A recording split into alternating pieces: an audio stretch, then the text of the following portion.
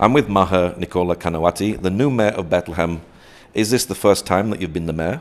Yes, it is. Yeah. Yes, it's the first time. I've been in the council for the past 13 years as a council member and servant of the people. But now, for the first time, I'm the Mayor of Bethlehem. Were you actually born here in Bethlehem? Yes, born and raised in Bethlehem. So what's it like for you being the Mayor of Bethlehem? Well, I think becoming the Mayor of Bethlehem is not just something happened. My late father always wanted us to have this special connection with Bethlehem.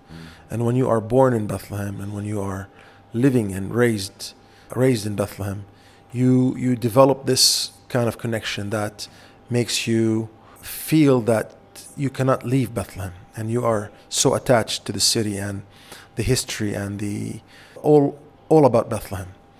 And Jesus, for us, Jesus he's like a homie for us. Yeah. He was born in Bethlehem, and we are doing things according to Jesus, and we have Jesus in our hearts. And my dad was always teaching us what Jesus did and how it is done through Jesus. And that's how we became, and we loved helping others, we loved serving others and working for the community. And it was always, that's what we always looked at for us and for our future. So I think to become the Mayor of Bethlehem is stepping down from any chair you are at to serve the people and to do what's right for the people, and that's what I'm trying to do. So you've always sort of had a desire to be the mayor? Yes, I guess my father also. Some people are telling me, he passed away in the year 2018, and people coming now and saying that your dad was always saying that one of my sons will be the Mayor of Bethlehem, and that's what he built us and trained us and for, I guess, all along. Does that come from a desire to want to serve the people here and to serve this community? Definitely so. Yeah. And he, my dad was definitely the biggest servant that I've ever seen that comes to the city of Bethlehem. And he's loved by the people of Bethlehem, and he gave everything he could to help and support for all of the Bethlehemites, not only the Christians, because he felt that a Bethlehemite is a Bethlehemite, doesn't matter what religion you are.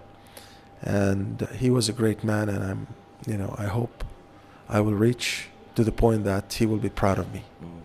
What difficulties does Bethlehem face today? Bethlehem, we're depending on tourism mostly. I think over 80% depending on tourism. And after this, after October the 7th, and tourism declined to almost zero in the city of Bethlehem. And all of the hotels, the restaurants, the shops, and all of the industry of tourism was shut down, totally shut down. Apart from that, we have workers that work, outside of Bethlehem, are denied to get the permits. So also, this is another source of income that we don't have anymore. And as you know, that the PA is having lots of troubles with salaries, and that's the third source of income for the people. And of course, you have the international organizations, and UNRWA is under attack, as you know. All of these helpers and sources of income for the people are being almost declined down to zero. So the situation is really bad. As municipality here, we're not getting 20% of what we should be getting from the people of Bethlehem, because simply they don't have income and they don't have the money to support. And that's why we've been having lots of trouble paying salaries for the people working here and serving the others in the city. So the situation is really, really, really, really bad from that side, but we always have hope. And I believe that Bethlehem is a big name, and it has a big place in every Christian's heart in the world. And we will be reaching out to all of the 2 billion Christians worldwide and to the leaders worldwide in order to support Bethlehem, in order to help the people stay in Bethlehem.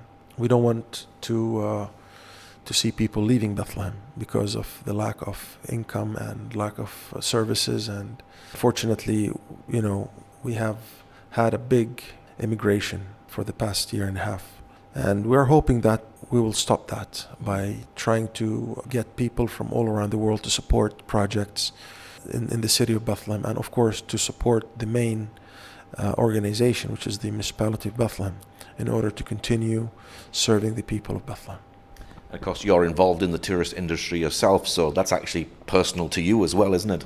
Definitely, yes. I mean, as I told you, 80% of the people of Bethlehem are working in the tourism industry.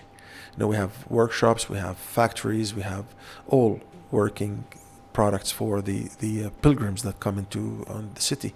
And when this sector is down, these people will not be able to spend as much as they would if the industry was working well. So I think it's a total mess for everybody in the city, even if you don't work in the tourism industry, because you're affected by the people who are your customers, who don't have money to spend on any other thing. What's the unemployment rate at the moment in Bethlehem?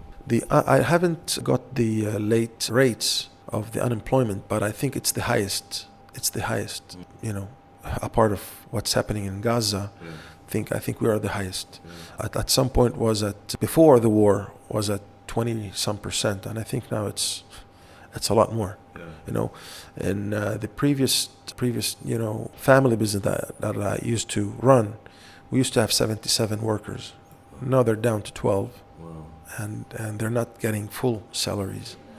And we don't know what's going to happen next. Now, you've already mentioned about Christian families leaving. That must be really sad for you. And do you think they'll come back? It's the immigration of not only for Christian families. I think all Bethlehemites all people are trying to find a place where they can have a good living and a safe place and a good future for their kids. But of course, the Christians of Bethlehem, we have families all over the world. We have families in Europe, we have families in Central and South America, we have families in Africa. So we all have plan B. Why to stay here in an enclosed prison with no good income and with no good future for the kids? And when you have the opportunity to be in the United States or in another place. That's why we're trying to encourage people to stay here.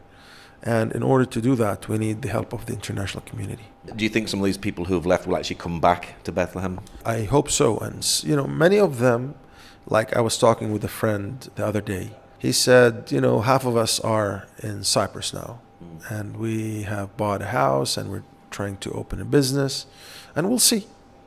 If the war stops, we have a business and we'll come back. But if we're not, we will follow them. That's really sad. I've lived, I've had after the Tawjihi, which is the high school here in Bethlehem, I left and I got my master's in Germany, and that's 1996. And then I went to the States, I did the MBA, and then MIT, and then GG. But I always had Bethlehem in my mind, and every chance I had to come back to Bethlehem during also my stay in my study years, I always came back, even if it was for 1 week or 2 days, 3 days, Christmas, Easter, birthdays of my parents at that time, and anniversaries. We always had this connection. I think it's not only us or me or my family that have this connection with Bethlehem. I think even my cousins who don't even speak Arabic, who live in Honduras now, and their parents, or like my second cousin, their grandfather, who is my cousin, my uncle, left the country in the 40s. Wow. After the war. They don't speak Arabic, and they have this strong connection to the city of Bethlehem. So the connection, I think nobody can take away, but we need to make the atmosphere okay for them to come back. What do you like about Bethlehem? Well, Bethlehem for me is home. Bethlehem is my life. Bethlehem is my family. Bethlehem is my history. Everywhere I walk in Bethlehem, I see my dad. I see the history of the people of Bethlehem. And on top of all that, and the most important thing is that Jesus was born here. So I think it's the capital of the whole Christian world. Are you following in the footsteps of some great leaders? You mean leaders of? There's Jesus for one, but the political. Definitely. I mean, no one better than Jesus, and that's what we're all trying to do. But in serving the people, I think I'm following the footsteps of my dad. What is your prayer finally for Bethlehem?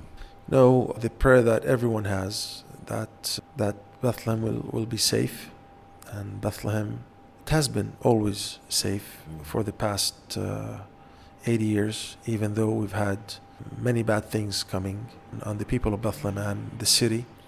You know, Bethlehem used to be a lot larger than what you see now, but the wall that the occupation built around Bethlehem ate up a lot of Bethlehem lands, and you've been here for a while, so you know.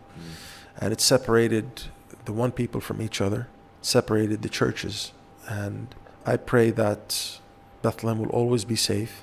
I pray that this wall will be demolished. I pray that we will have final and just peace.